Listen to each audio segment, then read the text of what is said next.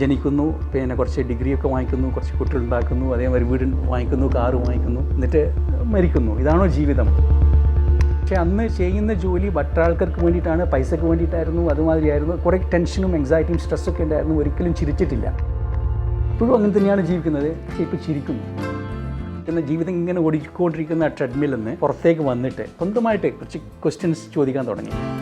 എല്ലാവർക്കും അങ്ങനെ ആ ഒരു സെൽഫ് ഇൻട്രോസ്പെക്ഷൻ ചെയ്തിട്ട് അവരുടെ സ്വന്തം കഴിവ് എന്താണെന്ന് മനസ്സിലാക്കിയിട്ട് അത് ചെയ്യുകയാണെങ്കിൽ അതൊരു ജോലിയായിട്ട് തോന്നില്ലല്ലോ.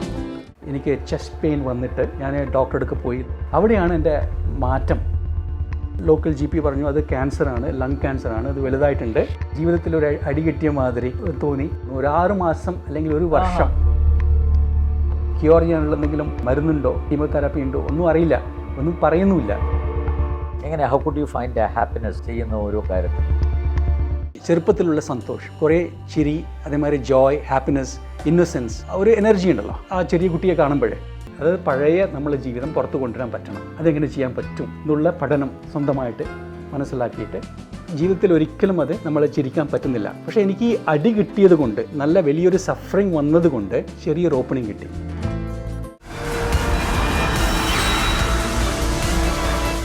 നമസ്തേ, മറുപടിയിലേക്ക് മാന്യപ്രേക്ഷകർക്ക് സ്വാഗതം. ലോകത്തിലെ തന്നെ അറിയപ്പെടുന്ന ഒരു ഇൻഫ്ലുവൻസറാണ് മറുപടിയുടെ ഈ അധ്യായത്തിലെ അതിഥി. ഓസ്ട്രേലിയയിലെ മെൽബണിൽ ബയോടെക്നോളജി കമ്പനി നടത്തുന്ന അസേ മെട്രിക്സ്, അതിൻ്റെ സ്ഥാപകനും അതുപോലെ മാനേജിംഗ് ഡയറക്ടറും ആയ സന്തോഷ് ജന്നാർ നമ്പ്യാറാണ് മറുപടിയിലേക്ക് ഇന്ന് നമ്മുടെ ക്ഷണം സ്വീകരിച്ചു വന്നിരിക്കുന്ന അതിഥി. അദ്ദേഹത്തെ സ്നേഹാദരങ്ങളോടെ സ്വാഗതം ചെയ്യുന്നു. Thank you Anilji. കേരളത്തിലെ വേരുകൾ എങ്ങനെയാ, എവിടെയാ? ജനിച്ചത് കണ്ണൂർ കല്യാശ്ശേരി,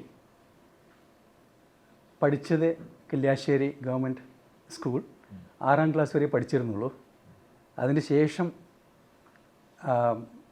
അച്ഛൻ ജോലി മാറി തമിഴ്നാട്ടിലേക്ക് പോയതുകൊണ്ട് പിന്നെ ആ റൂട്ട്സ് അങ്ങോട്ട് മാഞ്ഞുപോയി. വർഷങ്ങളോളം അവിടെ തന്നെയായിരുന്നു, തമിഴ്നാട്ടിൽ തന്നെയായിരുന്നു. അതിനുശേഷം പിന്നെ ഇങ്ങോട്ട് വരാനുള്ള ഒരു ചാൻസ് അങ്ങോട്ട് കിട്ടിയിട്ടില്ല. എപ്പോഴെങ്കിലും ഒരു 4-5 വർഷത്തിൽ ഒരു പ്രാവശ്യം മാത്രമേ വരാറുള്ളൂ. അപ്പോൾ പിന്നെ ആ കൾച്ചർ അങ്ങോട്ട് മാറിപ്പോയി. ഇപ്പോഴാണ് അത് ഒരു 10 വർഷമായിട്ട് എനിക്ക് മലയാളം സംസാരിക്കാനും മലയാളത്തിൻ്റെ ആ കൾച്ചർ ആയിട്ട് ബന്ധപ്പെടാനും ഭയങ്കര താല്പര്യമുണ്ട്. സംസാരിക്കാൻ ഭയങ്കര ഇഷ്ടമുണ്ട്. തെറ്റുണ്ടെങ്കിൽ മാപ്പ്, പക്ഷേ ഞാനത് എന്തായാലും ശ്രമിക്കും. വിദേശത്തുള്ള പല മലയാളികളും മലയാളം സംസാരിക്കാൻ ഇഷ്ടപ്പെടാറില്ല. അപ്പോൾ അതിൽ നിന്ന് വ്യത്യസ്തമാണ് താങ്കൾ. അനിൽജി, എൻ്റെ മക്കൾ അവിടെ ജനിച്ചു വളർന്നവരാണ്. അവർക്ക് മലയാളം സംസാരിക്കാൻ നല്ലോണം അറിയാം. എൻ്റെ അഭിപ്രായത്തിൽ അത് അനിൽജി പറഞ്ഞ മാതിരി റൂട്ടാണ്. അത് ഷെയ്ക്കായാലേ പിന്നെ ഫൗണ്ടേഷൻ ഷെയ്ക്കാവുന്ന മാതിരിയാണ്. അതെനിക്ക് തോന്നിയിട്ടുണ്ട്. അപ്പോൾ അതൊരിക്കലും ഞാൻ മറക്കില്ല. അപ്പോൾ ആ മദർ ടങ് മലയാളം എപ്പോഴും എന്നിൽ കൂടെ എൻ്റെ കുട്ടികൾക്ക് ഞാൻ പറഞ്ഞു കൊടുത്തിട്ടുണ്ട്. അവർ നല്ലോണം മലയാളം സംസാരിക്കും. ഗ്രേറ്റ്. ബയോടെക്നോളജി ഫീൽഡിൽ എങ്ങനെ എത്തുന്നത്? ബയോടെക്നോളജി ഫീൽഡിൽ ഒരു സർപ്രൈസിങ് ആയിട്ട് പെട്ടെന്ന് എനിക്ക് ആ സമയത്ത് ഞാൻ പറയുകയാണെങ്കിൽ ഓൾമോസ്റ്റ് 1985-84 ആ സമയത്താണ് പിന്നെ BSc കെമിസ്ട്രി ചെയ്തിട്ട് വേറെ ഒരു കോഴ്സും ഇല്ലാത്തത് കൊണ്ട് മധുരൈ കാമരാജ് യൂണിവേഴ്സിറ്റിയിൽ ആദ്യമായിട്ട് master of science in biotechnology തുടങ്ങിയിട്ടുണ്ടായിരുന്നു. 84-85 അതെ, 85 അതെ. അപ്പോൾ അത് പിന്നെ ഞാനത് ചോദിക്കാൻ കാരണം എന്ന് വെച്ച് കഴിഞ്ഞാൽ ബയോടെക്നോളജി ഇപ്പോൾ റീസെൻ്റ് ആയിട്ടാണ്. അതെ, അന്ന് ആ ഒരു പ്രൊമിനൻസ് കിട്ടും. അബ്സല്യൂട്ട്ലി ഒന്നും ഉണ്ടായിരുന്നില്ല, ആർക്കും അറിയുന്നുണ്ടായിരുന്നില്ല. എനിക്ക് തന്നെ അറിയില്ല ഞാൻ എന്താ ചെയ്യാൻ പോകുന്നതെന്ന്. അപ്പോൾ ഒരു ബയോടെക്നോളജി ഒരു പുതുതായി തോന്നി, പുതുമ തോന്നി. എനിക്ക് എപ്പോഴും ഈ പുതുമയിൽ ഭയങ്കര ആശ്ചര്യമുള്ള ഒരു താല്പര്യമുള്ള ഒരാളാണ്. അപ്പോൾ ആരും ചെയ്യാത്ത കാര്യങ്ങൾ എനിക്ക് ചെയ്യണമെന്നുണ്ട് ഒരു കാര്യമുണ്ട്. അപ്പോൾ എല്ലാവരും എൻ്റെ പിന്നെ ക്ലാസ്മേറ്റ്സ് കേന്ദ്രീയ വിദ്യാലയ കാരക്കുടിയിലാണ് പഠിച്ചത്. ഒരു 15 പേരുണ്ടായിരുന്നു. 14 പേരും എഞ്ചിനീയറിംഗ് ആണ് ചെയ്തത്. ഞാൻ മാത്രം, എനിക്ക് മാർക്കില്ലാത്തത് കൊണ്ടാണ് പിന്നെ ബയോടെക്നോളജി ചെയ്തു. അപ്പോൾ അവരൊക്കെ ചോദിക്കുമായിരുന്നു എന്താണ് ചെയ്തിട്ട് കാര്യം എന്നൊക്കെ ചോദിക്കുമായിരുന്നു. ആ സമയത്ത് ശരിയാണ്, ആ സമയത്ത് അങ്ങനെ ഒരു പിന്നെ ഓപ്പർച്യൂണിറ്റീസ് ഉണ്ടായിരുന്നില്ല. പക്ഷേ ഞാൻ അങ്ങോട്ട് കണ്ടിന്യൂ ചെയ്തു, മാസ്റ്റർ ഓഫ് സയൻസ് ചെയ്തു. പിന്നെ അതിലും PhD-യും പിന്നെ അതേ സബ്ജക്റ്റിൽ ചെയ്തിരുന്നു, മധുരൈ കാമരാജ് യൂണിവേഴ്സിറ്റിയിൽ. അതിന് ശേഷം പിന്നെ ഫോർച്ചുനേറ്റ്ലി എനിക്ക് പിന്നെ ഇവിടെ തന്നെ ഒരു മൾട്ടിനാഷണൽ കമ്പനി, ഒരു ജർമ്മൻ മൾട്ടിനാഷണൽ കമ്പനിയിൽ ബാംഗ്ലൂരിൽ ജോലി കിട്ടിയിരുന്നു. ഒരു 7 വർഷം വരെ ബാംഗ്ലൂരിൽ ആ ബയോടെക്നോളജി കമ്പനി, മൾട്ടിനാഷണൽ കമ്പനിക്ക് ജോലി ചെയ്തു. അതിന് ശേഷമാണ് ഇന്ത്യ വിട്ട് 1994 ന്യൂസിലാൻഡിലേക്ക് പോകുന്നത്. ന്യൂസിലാൻഡിൽ എങ്ങനെയായിരുന്നു തുടക്കം? ഈ ബയോടെക്നോളജി മേഖലയിൽ തന്നെ ജോലി കിട്ടിയോ? ഇല്ല, ആദ്യം കിട്ടിയിട്ടുണ്ടായിരുന്നില്ല. എന്ന് വെച്ചാൽ ഞാൻ ഇവിടെ നല്ലൊരു സ്ഥിതിയിലായിരുന്നു, നല്ലൊരു എക്സിക്യൂട്ടീവ് ആയിരുന്നു, ബയോടെക്നോളജി എക്സിക്യൂട്ടീവ് ആയിരുന്നു, നല്ല ശമ്പളമൊക്കെ ഉണ്ടായിരുന്നു. പക്ഷേ ഈ മൾട്ടിനാഷണൽ കമ്പനി ആയതുകൊണ്ട് എനിക്ക് പുറത്ത് പോകാനുള്ളൊരു ഓപ്പർച്യൂണിറ്റി കിട്ടി ഈ ജർമ്മൻ കമ്പനി വഴി. അപ്പോൾ ജർമ്മനി പോയിരുന്നു, അതേമാതിരി US പോയിരുന്നു. അപ്പോൾ എനിക്ക് പുറത്ത് പോയിട്ട് ജോലി ചെയ്യാനുള്ളൊരു താല്പര്യം ഭയങ്കര ഉണ്ടായിരുന്നു. അപ്പോൾ അത് പിന്നെ അത് പിന്നെ ഇറ്റ് വാസ് ഫണ്ണി എന്ന് വെച്ചാൽ എൻ്റെ ബ്രദർ US-ലേക്കാണ് പോയത്, എൻ്റെ സിസ്റ്ററും US-ലേക്കാണ് പോയത്. അപ്പോൾ എല്ലാവരും US-ലേക്കാണ് പോയത്. അപ്പോൾ ന്യൂസിലാൻഡ് എനിക്ക് പിന്നെ ആരും പോകാത്തൊരു സ്ഥലമാണ്, അതൊരു പുതുമയാണ്. അപ്പോൾ അതുകൊണ്ട് അങ്ങോട്ടേക്ക് ചാലഞ്ച് എടുത്തിട്ട് അങ്ങോട്ടേക്ക് പോയി. അപ്പോൾ പോയ ആൾക്കാർ ആദ്യ സമയത്ത് പറഞ്ഞിരുന്നു അവിടെ പിന്നെ ശരിക്കും പറഞ്ഞാൽ വെറും ആടും മാടുകളും മാത്രമേ ഉള്ളൂ, അവിടെ പോയിട്ട് എന്ത് ചെയ്യാൻ പോവാണ് എന്നൊക്കെ ചോദിച്ചിരുന്നു. അപ്പോൾ അതിന് ശേഷം ഞാൻ അവിടെ പോയി. ഇനീഷ്യലി കുറച്ച് കഷ്ടപ്പെട്ടു, 1 മാസം വരെ കഷ്ടപ്പെട്ടു. പിന്നെ എൻ്റെ ഫീൽഡിൽ ജോലി കിട്ടിയിട്ടുണ്ടായിരുന്നില്ല. അതുകൊണ്ട് പിന്നെ ഈ കാർപ്പറ്റ് ക്ലീനിങ്, അതേമാതിരി പിന്നെ ഇന്ത്യൻ റെസ്റ്റോറൻറ്റിൽ വെയിറ്ററായിട്ടും ഒക്കെ ജോലി ചെയ്തു.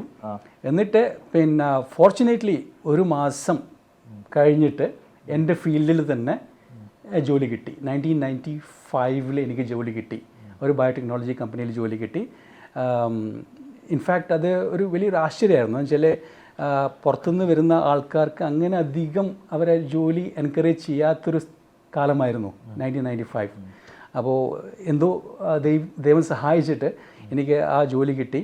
അതിനുശേഷം പിന്നെ ഒരു 15 വർഷം ആ കമ്പനിയിൽ തന്നെ ന്യൂസിലാൻഡിലും ഓസ്ട്രേലിയയുമായിട്ട് അങ്ങോട്ടും ഇങ്ങോട്ടും അവർ തന്നെ അങ്ങോട്ടും ഇങ്ങോട്ടും മാറി ഓരോ പൊസിഷനും എക്സിക്യൂട്ടീവ് പൊസിഷൻ തന്നിട്ട് പിന്നെ അവർ നല്ലോണം സപ്പോർട്ടും ചെയ്തു. സ്വന്തമായിട്ട് ആ കമ്പനി തന്നെ എന്നെ വളരാൻ വേണ്ടിയിട്ട് കുറേ സപ്പോർട്ട് ചെയ്തിട്ടുണ്ട് അനിൽജി. ഒരുപാട് പഠിക്കാൻ പറ്റി അല്ലേ? ഒരുപാട് പഠിക്കാൻ പറ്റി, ഒരുപാട് കാര്യങ്ങൾ ചാലഞ്ചിങ് ആയിട്ട് അവർ എനിക്ക് റോൾസ് തന്നു. പിന്നെ മെയിനായിട്ട് എൻ്റെ പ്രോബ്ലം എന്ന് വെച്ചാൽ ഇംഗ്ലീഷായിരുന്നു. ഞാൻ വലിയൊരു പ്രോബ്ലം ഉണ്ടായിരുന്നു, പിന്നെ ഇംഗ്ലീഷിൻ്റെ ഒരു പ്രോബ്ലം. ഞാൻ പഠിച്ചത് കല്യാശ്ശേരി സ്കൂളിലായിരുന്നു. അപ്പോൾ 6 വരെ പഠിച്ചു. എന്നിട്ട് നേരെ പോയി ജോയിൻ ചെയ്യുന്നത് കേന്ദ്രീയ വിദ്യാലയ കാരയ്ക്കുടി ഇംഗ്ലീഷ് മീഡിയമിലാണ്. അപ്പോൾ പിന്നെ അവിടെ ഒരു 5-6 വർഷം ഇംഗ്ലീഷ് അറിയാത്തത് കൊണ്ട് ശരിക്കും കഷ്ടപ്പെട്ടു. മാർക്കൊന്നും കിട്ടാറില്ല. സ്കൂളിലും പിന്നെ അവർ ചോദിക്കും എന്താണ് പിന്നെ പഠിക്കാത്തത് എന്ന് വെച്ചാൽ അവർക്ക് മനസ്സിലാവുന്നില്ല എന്താണ് എൻ്റെ പ്രോബ്ലം, അവർക്ക് മനസ്സിലാവുന്നില്ല. അച്ഛനോടും അമ്മയോടും പറയാൻ അവർക്കും പിന്നെ സമയമില്ല ഇത് കേൾക്കാൻ, ടീച്ചേഴ്സിനും കേൾക്കാൻ സമയമില്ല.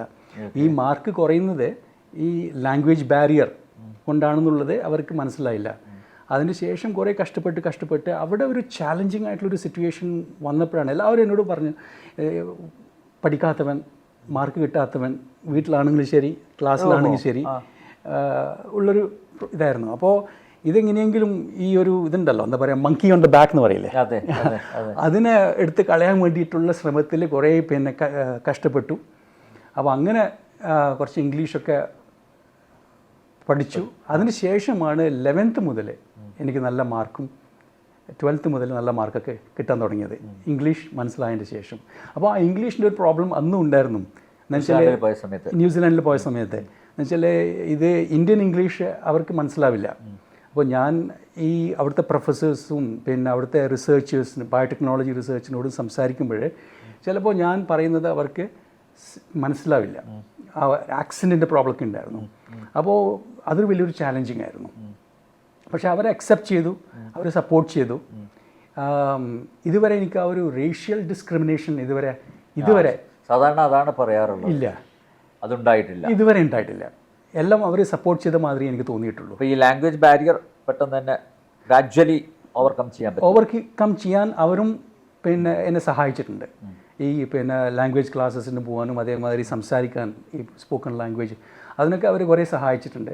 അപ്പോൾ അങ്ങനെ ഇപ്പം കുറച്ച് പിന്നെ നല്ലോണം ഈസി ആയിട്ട് അവരോടും സംസാരിക്കാൻ പറ്റും. ഓക്കെ, ഇപ്പോൾ ഓസ്ട്രേലിയയിലെ മെൽബണിലേക്ക് വന്നു അല്ലേ ലീറ്റ? അതേ കമ്പനി, ഈ ന്യൂസിലാൻഡിലെ കമ്പനി അതേ റോളിൽ വേറെ ഒരു പൊസിഷൻ മാറ്റിയിട്ട് പെർത്തിലേക്ക് മാറ്റി, ഓസ്ട്രേലിയ പെർത്തിലേക്ക്. അപ്പോൾ അവിടെ ഒരു ജോലി തന്നു. അപ്പോൾ എന്ന് വെച്ചാൽ ഒരു കാര്യമുണ്ട്, ന്യൂസിലാൻഡിലെ പിന്നെ കാര്യമായിട്ട് ഒരു അഡ്വാൻസ്മെൻറ്റ് ഇൻ യുവർ കരിയർ കുറച്ച് കഷ്ടമാണ് കമ്പയർ ടു ഓസ്ട്രേലിയ. ജോലി അതൊക്കെ കിട്ടാൻ ഓസ്ട്രേലിയയാണ് കുറച്ചും കൂടി. അപ്പോൾ അതുകൊണ്ടാണ് ഞാൻ അങ്ങോട്ടേക്ക് ട്രാൻസ്ഫർ ചോദിച്ചിട്ട് അതേ കമ്പനിയിൽ അവർ തന്നെ ട്രാൻസ്ഫർ ചെയ്തത്. അപ്പോൾ അങ്ങനെ ചെയ്തപ്പോഴാണ് ഞാൻ പെർത്തിലേക്ക് ഒരു പൊസിഷൻ വന്നപ്പോൾ അങ്ങോട്ടേക്ക് മാറി.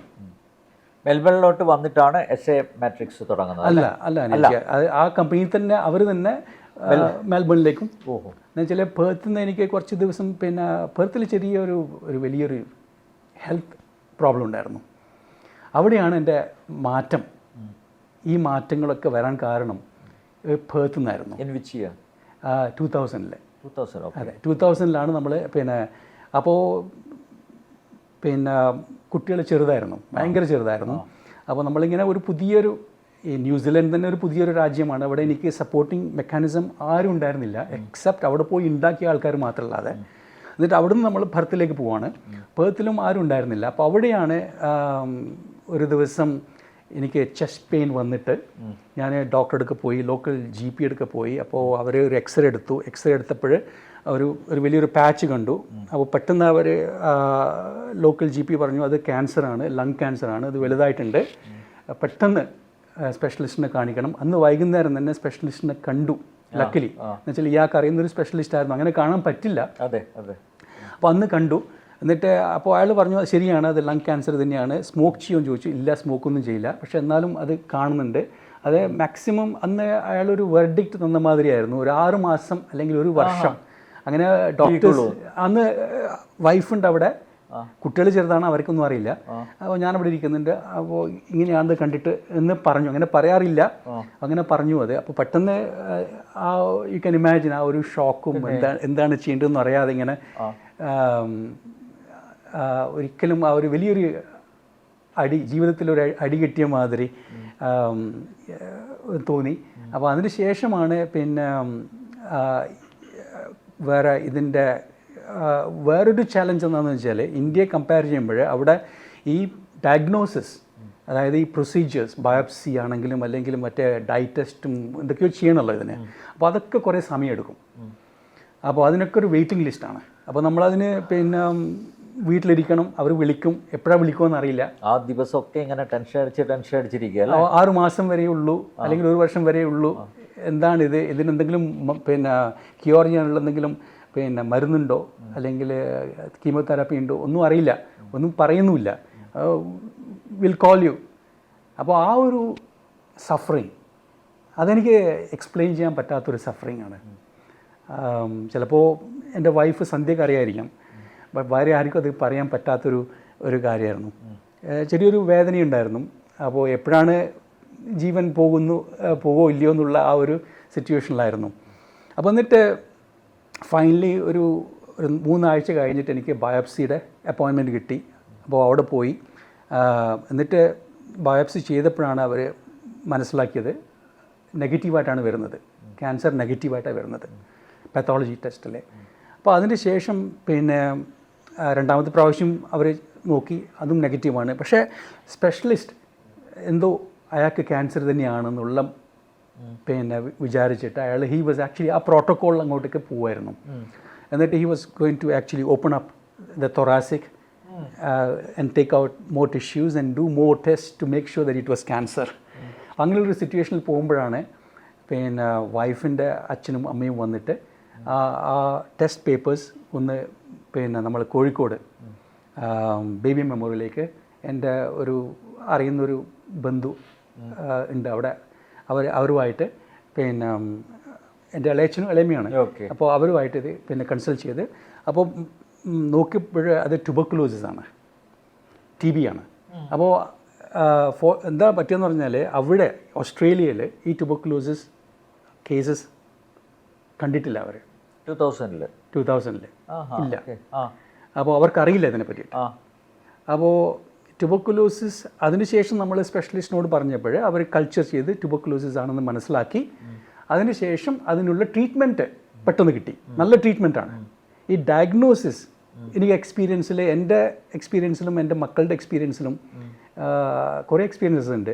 ഈ ഡയഗ്നോസിസിൽ കുറച്ചൊരു ലാക്കിംഗ് ഉണ്ട്. അതിൻ്റെ കഴിഞ്ഞിട്ട് ശേഷം പിന്നെ ട്രീറ്റ്മെൻറ്റ് ഈസ് ഗുഡ്. പെട്ടെന്ന് അതിന് നല്ല ഫെസിലിറ്റീസ് ഉണ്ട്, ടെക്നോളജി ഉണ്ട്. അപ്പോൾ അങ്ങനെ കുറച്ച് കഷ്ടപ്പെട്ടു. ആ സഫറിങ്ങിൽ ഈ ഒരു ചെറിയൊരു ഓപ്പണിങ് കിട്ടി. അതായത് പണ്ട് പിന്നെ നമ്മൾ ചിന്തിച്ച കാര്യങ്ങൾ ഈ പിന്നെ ഒരു കാറ് വാങ്ങിക്കണം, ഒരു വീട് വാങ്ങിക്കണം, അല്ലെങ്കിൽ വലിയൊരു പൊസിഷനിലെത്തണം, അത് ചെയ്യണം, ഇത് ചെയ്യണം, മറ്റാൾക്കാർക്ക് വേണ്ടി ചെയ്യുന്ന കാര്യങ്ങൾ പിന്നെ മാറ്റി വെച്ചിട്ട്, ഇൻഫാക്റ്റ് അതുകൊണ്ടായിരിക്കണം എനിക്ക് ആ വാശിയും വൈരാഗ്യവും അതേമാതിരി ജീവിതത്തിൽ എവിടേക്കോ പിന്നെ മറ്റാൾക്കാരെ കാണിക്കാൻ വേണ്ടി ചെയ്യണം എന്നുള്ള ആ ഒരു വാശിയിലാണെന്ന് തോന്നുന്നുണ്ട് എനിക്ക് ആങ്സൈറ്റിയും സ്ട്രെസ്സും പിന്നെ ഉള്ള ആ ഒരു സിറ്റുവേഷനിൽ ഈ ഡോർമെൻ്റ് ആയിട്ടുള്ള ആ ട്യൂബർക്കുലോസിസ് ഇമ്മ്യൂൺ വീക്ക് ആയതുകൊണ്ട് എക്സ്പ്രസ് ആയത്. അപ്പോൾ അതിന് ശേഷം എനിക്ക് അങ്ങോട്ടേക്ക് പോകാനുള്ള ആ ജീവിതത്തിലേക്ക് പോകാനുള്ള താല്പര്യം ഉണ്ടായിരുന്നില്ല. എപ്പോഴും പിന്നെ ഒരു ആസ് ഇഫ് ഒരു ട്രെഡ്മില്ലിൽ ഓടിക്കൊണ്ടിരിക്കുന്ന ജീവിതം ഇങ്ങനെ ഓടിക്കൊണ്ടിരിക്കുന്ന ആ ട്രെഡ്മില്ലിൽ നിന്ന് കുറച്ച് ഒന്ന് പുറത്തേക്ക് വന്നിട്ട് ചിന്തിക്കാൻ തുടങ്ങി. കുറച്ച് കാര്യങ്ങൾ സ്വന്തമായിട്ട് കുറച്ച് ക്വസ്റ്റ്യൻസ് ചോദിക്കാൻ തുടങ്ങി. ഇത് തന്നെയാണോ ജീവിതം? ജനിക്കുന്നു, പിന്നെ കുറച്ച് ഡിഗ്രിയൊക്കെ വാങ്ങിക്കുന്നു, കുറച്ച് കുട്ടികളുണ്ടാക്കുന്നു, അതേമാതിരി വീട് വാങ്ങിക്കുന്നു, കാറ് വാങ്ങിക്കുന്നു, എന്നിട്ട് മരിക്കുന്നു. ഇതാണോ ജീവിതം? അല്ല വേറെ എന്തെങ്കിലും ഉണ്ടോ എന്നൊക്കെ ഇങ്ങനെ കുറേ കാര്യങ്ങളും ഐ തിങ്ക് അതിന് പറയുന്നത് സെൽഫ് ഡിസ്കവറി എന്നാണ് തോന്നുന്നുണ്ട്. അപ്പോൾ ആ സെൽഫ് ഡിസ്കവറി അല്ലെങ്കിൽ സെൽഫ് ഇൻട്രോസ്പെക്ഷൻ പിന്നെ അന്ന് 2000 തുടങ്ങിയതാണ്. സ്വന്തം ഞാൻ വേറെ ബുക്സ് ഒന്നും വായിച്ചിട്ടില്ല, സ്വന്തമായിട്ട് എൻ്റെ ജീവിതത്തിൻ്റെ ബുക്സ് വായിച്ച് തുടങ്ങിയിട്ട് അങ്ങനെ കുറേ പിന്നെ ചോദ്യങ്ങൾക്ക് ഉത്തരം നോക്കാൻ തുടങ്ങി. അന്ന് മുതൽ അവിടെ മുതലാണ് എൻ്റെ ജീവിതം മാറിയത്. ഞാൻ പറയായിരുന്നു അനിൽജിയോട്, അന്നും ഞാൻ സൂട്ട് കേസിലാണ് ജീവിച്ചിരുന്നത്. അങ്ങോട്ടും ഇങ്ങോട്ടും ട്രാവലിംഗ്, ഒന്നിക്കൽ ഫ്രാങ്ക്ഫർട്ടിലായിരിക്കും, അല്ലെങ്കിൽ പിന്നെ ബേസലിലായിരിക്കും, അല്ലെങ്കിൽ സ്വിറ്റ്സർലൻഡിലായിരിക്കും. ആ ഒരു സീനിയർ ബയോടെക്നോളജി എക്സിക്യൂട്ടീവായിട്ട് ഇങ്ങനെയായിരുന്നു ജീവിച്ചത്. പക്ഷേ അന്ന് ചെയ്യുന്ന ജോലി മറ്റാൾക്കാർക്ക് വേണ്ടിയിട്ടാണ്, പൈസക്ക് വേണ്ടിയിട്ടായിരുന്നു, അതുമാതിരിയായിരുന്നു. കുറേ ടെൻഷനും എങ്സൈറ്റിയും സ്ട്രെസ്സൊക്കെ ഉണ്ടായിരുന്നു. ഒരിക്കലും ചിരിച്ചിട്ടില്ല. ഇപ്പോഴും അങ്ങനെ തന്നെയാണ് ജീവിക്കുന്നത്. പക്ഷേ ഇപ്പോൾ ചിരിക്കുന്നു. ഏറ്റവും വലിയ മാറ്റം എന്ന് വെച്ചാൽ എനിക്കിഷ്ടമുള്ള ജോലിയാണ് ഞാൻ ചെയ്യുന്നത്. അപ്പോൾ അത് എല്ലാവർക്കും അങ്ങനെ ആ ഒരു സെൽഫ് ഇൻട്രോസ്പെക്ഷൻ ചെയ്തിട്ട് അവരുടെ സ്വന്തം കഴിവ് എന്താണെന്ന് മനസ്സിലാക്കിയിട്ട് അത് ചെയ്യുകയാണെങ്കിൽ നമ്മൾ ചിരിച്ചുകൊണ്ട് അതൊരു ജോലിയായിട്ട് തോന്നില്ലല്ലോ. അതാണ് എനിക്കിപ്പോൾ തോന്നുന്നത്. എങ്ങനെ how could you find A happiness ചെയ്യുന്ന ഓരോ കാര്യത്തിലും? അത് ചെറിയൊരു കാര്യം പറയുകയാണെങ്കിൽ ഞാനൊരു എനിക്ക് വേണ്ടിയിട്ട് മാത്രം ഒരു അനോളജി, ഒരു എക്സാമ്പിൾ കണ്ടുപിടിച്ചതാണ്. എൻ്റെ സ്വന്തം ഇതാണ്. എനിക്ക് നിങ്ങൾക്ക് മനസ്സിലാവുമെന്നറിയില്ല, ഞാനിത് പറയാം. അതായത് ഇത് സ്വന്തം ചെറുപ്പത്തിലുള്ള സന്തോഷം, കുറേ ചിരി, അതേമാതിരി ജോയ്, ഹാപ്പിനെസ്, ഇന്നസെൻസ്, ഒരു എനർജി ഉണ്ടല്ലോ, നല്ല എനർജി. ആ എനർജി ആ ചെറിയ കുട്ടിയെ കാണുമ്പോഴേ, മുഖം കാണുമ്പോൾ നല്ലൊരു സുഖം തോന്നുമല്ലോ. ആ കുട്ടിയാണിത്. അതിനുശേഷം നമ്മൾ ജീവിതത്തിൽ ഇങ്ങനെ വളർന്നു വരുമ്പോൾ 2, 3, 4, 5, 6, 7, 8, 9, 10 വയസ്സ് ഇങ്ങനെ വന്നുകൊണ്ടിരിക്കുമ്പോൾ നമ്മൾ കുറേ കാര്യങ്ങൾ അച്ഛനെടുക്കുന്നു, അമ്മയെടുക്കുന്നൊക്കെ പഠിക്കുന്നു. അങ്ങനെ ഇവിടെ ഒരു മൈൻഡ് കൺസീവ്ഡ് ആയിട്ടുള്ള ഒരു സന്തോഷം ഇവിടെ ഇങ്ങനെ വളർന്നു വരുന്നു. ഇതിനാണ് മുഴുവൻ കണ്ടീഷൻഡ് ആയിട്ടുള്ള കാര്യങ്ങൾ. ഇത് അച്ഛനെടുക്കുന്ന പഠിച്ച ആങ്കർ, അച്ഛൻ എങ്ങനെ ബിഹേവ് ചെയ്യുന്നു, അല്ലെങ്കിൽ അമ്മ എങ്ങനെ ബിഹേവ് ചെയ്യുന്നു, പിന്നെ എങ്സൈറ്റി, സ്ട്രെസ്, ഫിയർ, അതേമാതിരി നമ്മൾ പഠിച്ചത് കോൺസെപ്റ്റ്സ്, ഐഡിയോളജി, ലൈക്സ്, ഡിസ്ലൈക്സ്, ഇതൊക്കെ ഇതിലുണ്ട് ഒരു ബാഗേജായിട്ട്. ഇതാണ് കണ്ടീഷൻ ബാഗേജ് എന്ന് പറയുന്നത്. ഓക്കെ.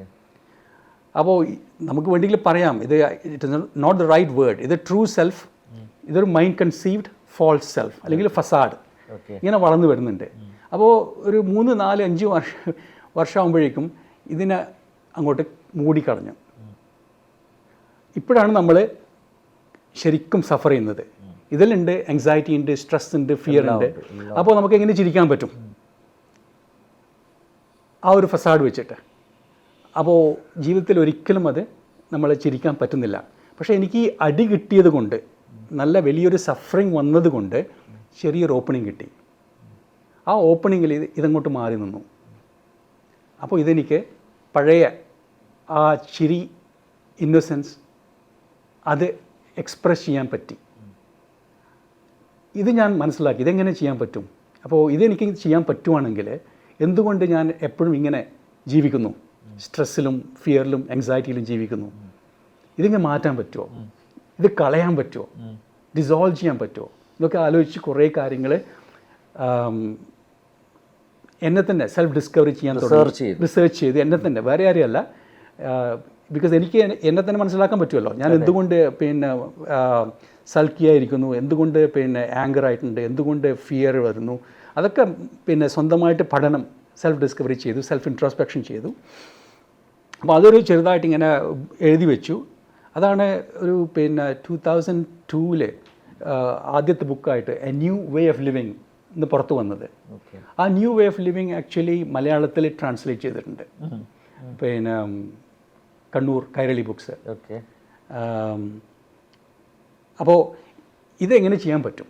അപ്പോൾ ഇങ്ങനെ ചെയ്യാൻ പറ്റുവാണെങ്കിൽ നമുക്ക് സ്വന്തം കൺട്രോൾ കിട്ടി. ഇതിൽ കൺട്രോൾ ഇല്ല, ഇതാണ് നമ്മുടെ ഡീഫോൾട്ട്. നമുക്ക് തന്നെ അറിയുന്നില്ല. ഒരു വേർഡ് ഉണ്ട് ഇംഗ്ലീഷിൽ, അൺബനൗൺസ്ഡ്. നമുക്കറിയാതെ ഇതാണ് ജീവിതം. ഇത് നമ്മൾ പഠിച്ചു പോയതാണ്, അച്ഛനെ കണ്ടിട്ടും അമ്മയുടെ കണ്ടിട്ടും ടീച്ചേഴ്സിനെ കണ്ടിട്ടും ഫ്രണ്ട്സിനെ കണ്ടിട്ടൊക്കെ ഇങ്ങനെ. അപ്പോൾ ഇങ്ങനെയൊരു ജീവിതമുണ്ട്. അത് പഴയ നമ്മളെ ജീവിതം പുറത്ത് കൊണ്ടുവരാൻ പറ്റണം.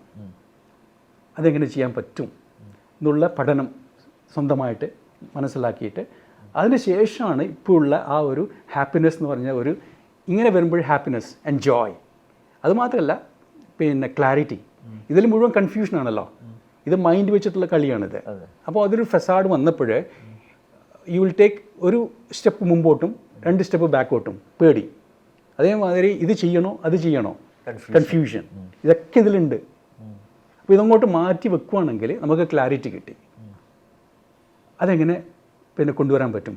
അപ്പോൾ അത് പ്രാക്ടീസ് ചെയ്ത് ഒരു ദിവസം ചിലപ്പോൾ 1 മിനിറ്റ്, അടുത്ത ദിവസം 2 മിനിറ്റ്, 3 മിനിറ്റ്. അതായത് ഇതിങ്ങനെയാണ് 1 മിനിറ്റ്, പിന്നെ ആദ്യം തിരിച്ചു വന്നു. ഇതാണല്ലോ നമ്മുടെ കണ്ടീഷനിങ്. അപ്പോൾ അതിനിങ്ങനെ എക്സ്പാൻഡ് ചെയ്തിട്ട് എനിക്ക് വേണ്ടുന്ന സമയത്ത് ഇതിനെ കൊണ്ടുവരാൻ പറ്റും, വേണ്ടാത്ത സമയത്ത് അങ്ങോട്ട് മാറ്റി വെക്കാൻ പറ്റും. അതായത് ചെറുതായിട്ട് ഒരു സിമ്പിളായിട്ട് പറഞ്ഞാൽ നമ്മളുടെ ഹൈബ്രിഡ് എഞ്ചിൻ ഉണ്ടല്ലോ, ഹൈബ്രിഡ് എഞ്ചിൻ. ആ ഹൈബ്രിഡ് എഞ്ചിന് മനസ്സിലാക്കാൻ പറ്റും എപ്പോഴും എനിക്ക് ഇലക്ട്രിക് വേണം, എപ്പോഴും ഗ്യാസ് വേണം, പെട്രോളോ ഡീസലോ വേണം. അപ്പോൾ അത് രണ്ടും മാറ്റി ഉപയോഗിക്കുമ്പോഴാണല്ലോ എഞ്ചിൻ എഫിഷ്യൻ്റായിട്ട് വണ്ടി മുമ്പോട്ട് പോകുന്നത്. അതേമാതിരി നമ്മളുടെ സിസ്റ്റത്തിന് മനസ്സിലാവും എപ്പോഴും എനിക്കിത് വേണം, വേണ്ടാത്ത സമയത്ത് ഇത് മാറ്റി വെക്കുക. ഇതിനെ ഡിസോൾവ് ചെയ്യാൻ പറ്റില്ല. ഇതായത് ഇത് നമ്മളുടെ ബാക്കിയുള്ള ബാക്ക്ലോഗാണ്, പഴയ കാര്യങ്ങൾ, മനസ്സ്, അതിൽ ഓർമ്മയിലുണ്ട്, അത് മെമ്മറിയിലുണ്ട്. അതായത് പഴയ കാര്യങ്ങളും പഴയ ഹേർട്ടും ഫീലിങ്സും സെൽഫിഷ്നെസ്സും ഈഗോ ഒക്കെ ഉണ്ട്. പക്ഷേ നമുക്കത് മാറ്റി വെക്കാൻ പറ്റും. പണ്ട് ആ കൺട്രോൾ ഉണ്ടായിരുന്നില്ല. ആ കൺട്രോൾ വരുന്നത്, ഒരു നല്ലൊരു വേർഡ് ഉണ്ട് ഇംഗ്ലീഷിൽ, അവെയർനെസ്. ആ അവെയർനെസ് വരുമ്പോഴാണ്, ഇപ്പം അതിനെ വേർഡ് മൈൻഡ്ഫുൾനെസ് എന്ന് പറയാം. മൈൻഡ്ഫുൾനെസ്, അവെയർനെസ്, അല്ലെങ്കിൽ കോൺഷ്യസ് ആവുക, the conscious of your baggage. അപ്പോൾ അത് മാറ്റി വെക്കാൻ പറ്റുവാണെങ്കിൽ ഇവിടെ ജോയ്, ഇവിടെ ഹാപ്പിനെസ്, ഇവിടെ വൺനെസ് എന്ന് പറയില്ലേ, അതായത് ഞാനും അനിൽജിയും അതേമാതിരി ബാക്കിയുള്ള ഇരിക്കുന്ന എല്ലാവരും ഒന്നാണ് എന്നുള്ളൊരു ഫീലിംഗ്. അപ്പോൾ എനിക്ക് അങ്ങനെയാണെങ്കിൽ എനിക്ക് എങ്ങനെ അനിൽജിയെ ദ്രോഹിക്കാൻ പറ്റും, ഹേർട്ട് ചെയ്യാൻ പറ്റും? പക്ഷെ ഇങ്ങനെയാണെങ്കിൽ ചെയ്യാൻ പറ്റും. ഇവിടെ സെൽഫിഷ്നെസ് അതെ വന്നു, അതെ അതെ ഞാനെന്ന ഭാവം വന്നു, ഇവിടെ ഞാനെന്ന ഭാവം പോയി. അതാണ് ഞാൻ മനസ്സിലാക്കിയത്.